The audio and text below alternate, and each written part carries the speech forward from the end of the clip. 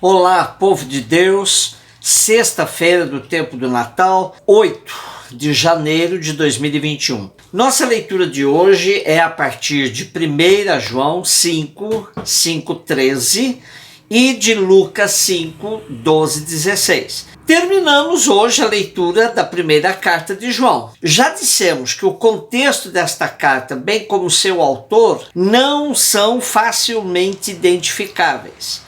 Mas, lendo a carta, percebemos bem a conjuntura das comunidades. Inúmeras vezes nos deparamos com um tom bastante polêmico com os adversários das comunidades, o que nos leva a deduzir que a vida comunitária atravessava fortes crises. Fim do primeiro século é tempo em que pululam várias doutrinas incompatíveis com a revelação cristã, ameaçando a pureza da fé dos cristãos. A Bíblia, de tradução ecumênica, fez uma síntese interessante desta situação. Ouçam, quais eram os pregadores que ameaçavam a boa nova recebida pelas comunidades? São chamados de anticristos, profetas da mentira, mentirosos, sedutores. São do mundo e deixam-se guiar pelo espírito do erro. Outrora pertenciam à comunidade, agora procuram extraviar os crentes que permaneceram fiéis, ministrando-lhes uma doutrina que não é a de Cristo. Ora, nos deparamos hoje com situação similar. Quantos deixaram nossas comunidades e depois ficam tentando induzir seus antigos irmãos, dizendo-lhes que agora encontraram verdadeiramente o Cristo e estão salvos. Dizem aos que ficaram que eles são idólatras, que é preciso apegar-se à leitura bíblica, confiando apenas na inspiração do Espírito e não interpretando a palavra, que o Papa é a besta da qual fala o Apocalipse, e mais uma porção de coisas que escutam em suas igrejas. É claro que muitos são arrastados por esse discurso. Voltemos ao comentário da Bíblia da tradução ecumênica. Em que consistia o erro dos anticristos apontados por João? Iludidos por uma mística de tipo gnóstico, pretendiam conhecer a Deus, viver em comunhão com Ele, estar na luz, sem considerar uma doutrina e uma conduta em flagrante contradição com a revelação cristã. Sobretudo, tinham uma posição herética em matéria de cristologia. Recusavam ver em Jesus o Messias e o Filho de Deus. Rejeitavam a encarnação e partiam Jesus ao meio, uma vez que separavam nele o Jesus da história e o Filho de Deus, e negavam que o Filho de Deus tivesse vindo realmente pela água e pelo sangue. Seu comportamento moral não era menos reprovável. Por uma tendência já nitidamente tomada pelo gnosticismo, pretendiam ser isentos de pecado e não se preocupavam em guardar os mandamentos, sobretudo o do amor fraterno. Quando o nosso texto hoje fala que Jesus Cristo é aquele que veio pela água e pelo sangue, é uma maneira de João refutar os que dividiam o Cristo em dois.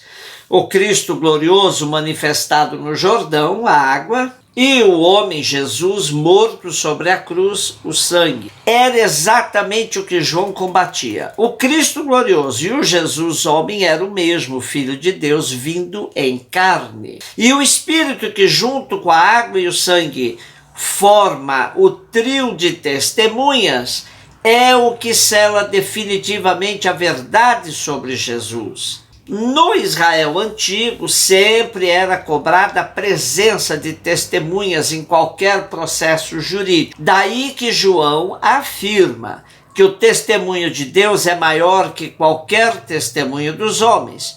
E o testemunho é este: Deus nos deu a vida eterna e esta vida está em seu Filho. Em toda a carta se percebe o esforço de João em manter a comunidade na reta doutrina revelada E hoje nós também precisamos gastar até mais energia para esclarecer os inúmeros equívocos que são difundidos por meios muito mais eficazes que os do fim do primeiro século. Diariamente pelas mídias, pelas redes, o povo de Deus recebe uma enxurrada de ensinamentos estranhos, confundindo na sua prática do seguimento de Jesus. Lucas 5, de 12 a 16.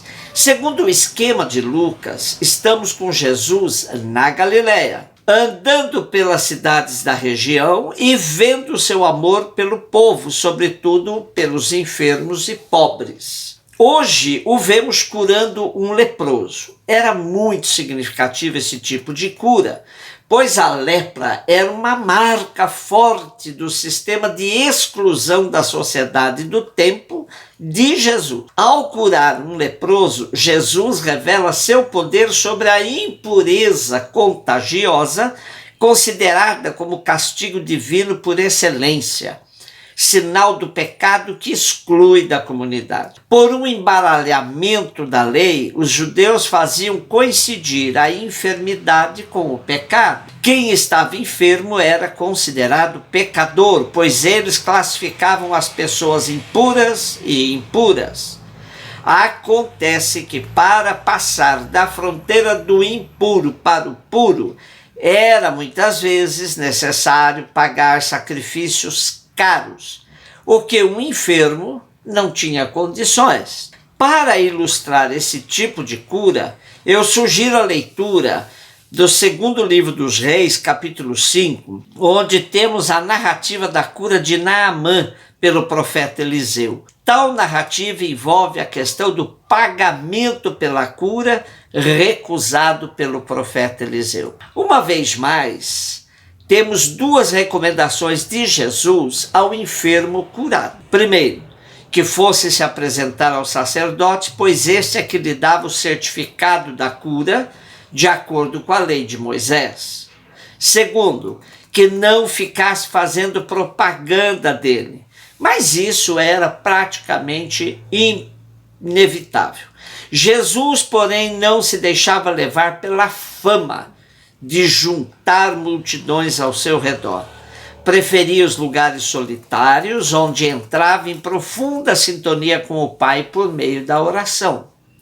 As curas que Jesus realizava recuperava a cidadania dos enfermos, sejam quais forem as doenças, pois, segundo a lei do puro e do impuro, um enfermo era excluído da participação de qualquer atividade na cidade e no templo. Daí que Jesus mandava a pessoa curada se apresentar ao sacerdote, que era obrigado a reconhecer a cura e atestar as condições da pessoa curada, de participar integralmente outra vez na vida da cidade. E nesta perspectiva podemos dizer que o ato da cura tinha consequências sociais e políticas profundas. É por isso que a fama de Jesus se espalhava cada vez mais, dificultando seu trânsito no ambiente urbano. Jesus, Senhor do sábado, ia provocando a inclusão daqueles que eram estigmatizados e excluídos por uma lei discriminatória, que servia só para sustentar uma sociedade injusta e excludente. Aprendamos com Jesus a promover uma evangelização verdadeiramente inclusiva, dando mais atenção às pessoas que às doutrinas. Um beijo no seu coração.